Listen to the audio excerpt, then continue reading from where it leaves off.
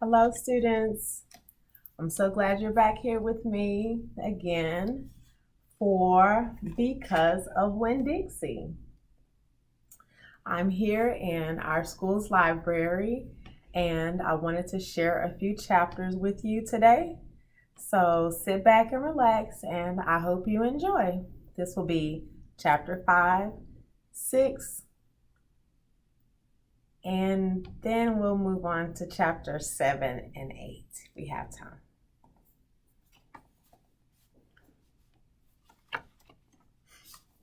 Winn Dixie couldn't stand to be left alone. We found that out real quick.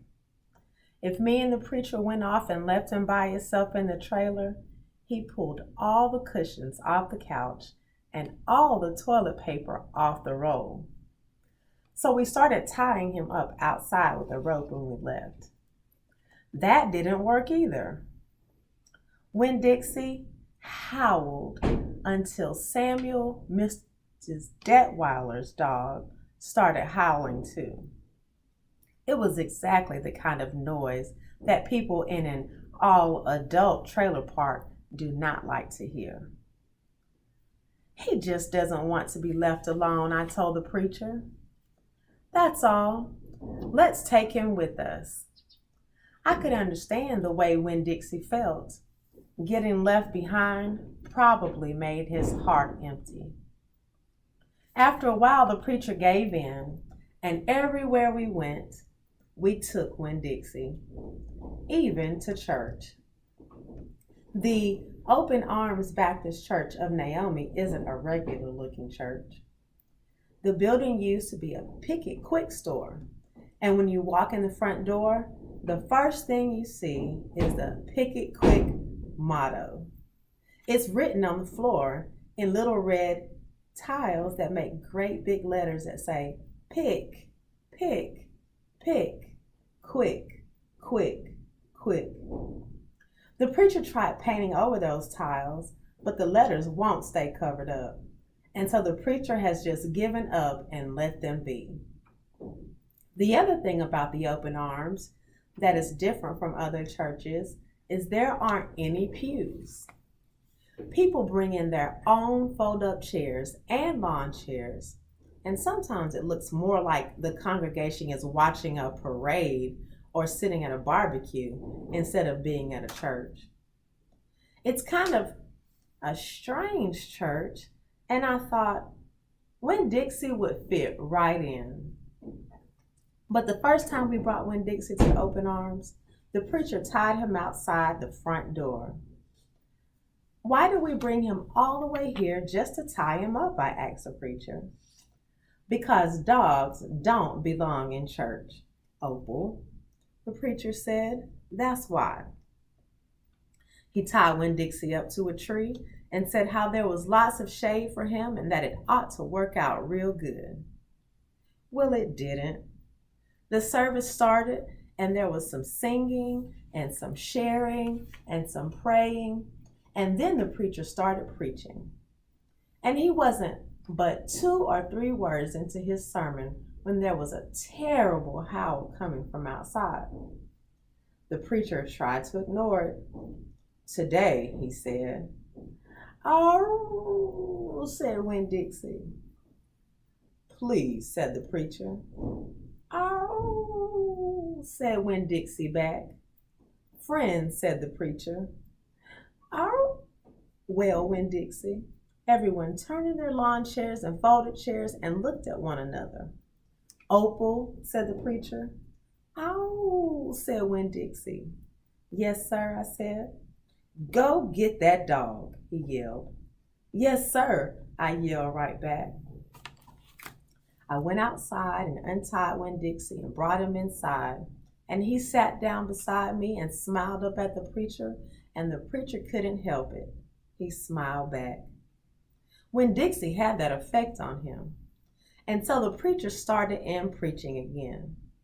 Winn Dixie sat there listening to it, wiggling his ears this way and that, trying to catch all the words, and everything would have been all right, except that a mouse ran across the floor. The open arms had mice. They were there from when it was a picket quick, and there were lots of good things to eat in the building. And when the picket quick became the Open Arms Baptist Church of Naomi, the mice stayed around to eat all the leftover crumbs from the potluck suppers. The preacher kept on saying he was going to have to do something about them, but he never did. Because the truth is, he couldn't stand the thought of hurting anything, even a mouse. Well, when Dixie saw that mouse, and he was up and after him. One minute, everything was quiet and serious, and the preacher was going on and on and on, and the next minute, when Dixie looked like a furry bullet, shooting across the building, chasing that mouse. He was barking, and his feet were skidding all over the polished picket quick floor, and people were clapping and hollering and pointing. They really went wild when Dixie caught that mouse. I have never in my life seen a dog catch a mouse, said Mrs. Nordley. She was sitting next to me. He's a special dog, I told her. I imagine so, she said back. When Dixie stood there in front of the whole church, wagging his tail and holding the mouse real careful in his mouth, holding on to him tight but not squishing him. I believe that Mutt has got some retriever in him, said somebody behind me. That's a hunting dog. When Dixie took the mouse over to the preacher and dropped it at his feet, and when the mouse tried to get away, when Dixie put his paw right on the mouse's tail, then he smiled up at the preacher, he showed him all his teeth, and the preacher looked down at the mouse, and he looked down at Winn-Dixie, he looked at me, he rubbed his nose, and it got real quiet and picket quick. Let us pray. The preacher finally said, for this mouse. And everybody started laughing and clapping.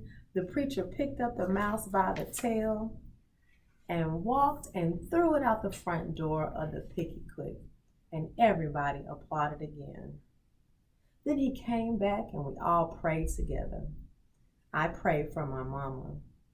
I told God how much she would have enjoyed hearing the story of Winn-Dixie catching that mouse. It would have made her laugh. I asked God if maybe I could be the one to tell her that story someday. And then I talked to God about how I was lonely in Naomi because I didn't know that many kids, only the ones from church. And there weren't that many kids at the Open Arms, just Dunlap and Stevie Newberry, two brothers who weren't twins but looked like they were, and Amanda Wilkinson, whose face was always pinched up like she was smelling something real bad, and Sweetie Pie Thomas, who was only 5 years old and still mostly a baby.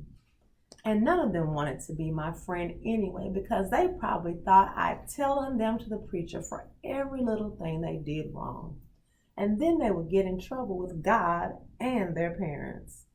So I told God that I was lonely, even having Winn-Dixie. And finally, I prayed for the mouse, like the preacher suggested. I prayed that he didn't get hurt when he went flying out the door of the Open Arms Baptist Church of Naomi. I prayed that he landed on a nice, soft patch of grass. Chapter 6. I spent a lot of time that summer at the Herman W. Block Memorial Library. The Herman W. Block Memorial Library sounds like it would be a big, fancy place. But it's not. It's just a little old house full of books, and Miss Franny Block is in charge of them all. She's very small, very old woman with short gray hair, and she was the first friend I made in Naomi. It all started when Dixie not liking it when I went into the library because he couldn't go inside too. But I showed him how he could stand up on his hind legs and look in the window and see me in there, selecting my books and he was okay. As long as he could see me, of course. But the thing was, the first time Miss Fanny Block saw Winn Dixie standing up on his hind legs like that, looking in the window, she didn't think he was a dog. She thought he was a bear. This is what happened. I was picking out my books and kind of humming to myself, and all of a sudden, there was this loud and scary scream.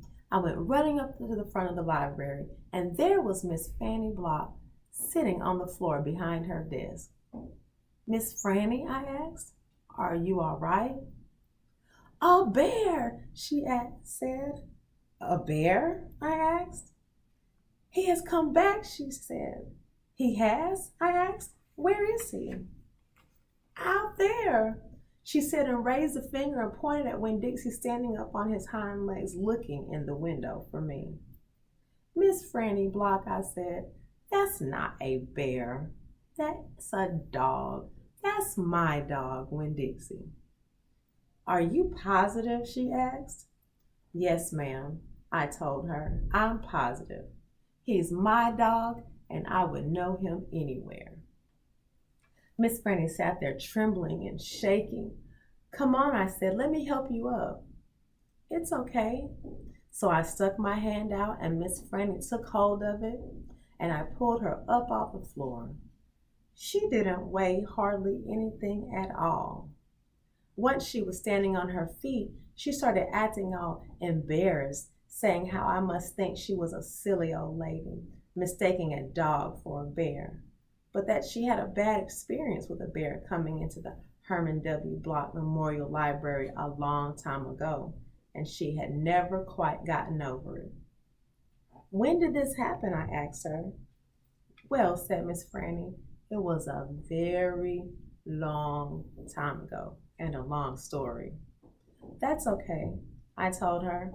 "I'm like my mama, in that I like to be told stories. But before you start telling it, can Winn Dixie come and listen too? He gets lonely without me." "Well, I don't know," said Miss Franny. "Dogs are not allowed in the Herman W. Block Memorial Library." "He'll be good," I told her. "He's a dog who goes to church." And before she could say yes or no, I went outside and got Winn Dixie, and he came in and lay down with a humph and a sigh right at Miss Franny's feet. She looked down at him and said, "He most certainly is a large dog." "Yes, ma'am," I told her. "He has a large heart, too." "Well," Miss Franny said. She bent over and gave Winn Dixie a pat on the head, and Winn Dixie wagged his tail back and forth and snuffled his nose on her little old lady feet. Let me get a chair and sit down so I can tell this story properly. I hope you enjoyed chapters 5 and 6. We'll be back with 7 and 8 because of Winn Dixie.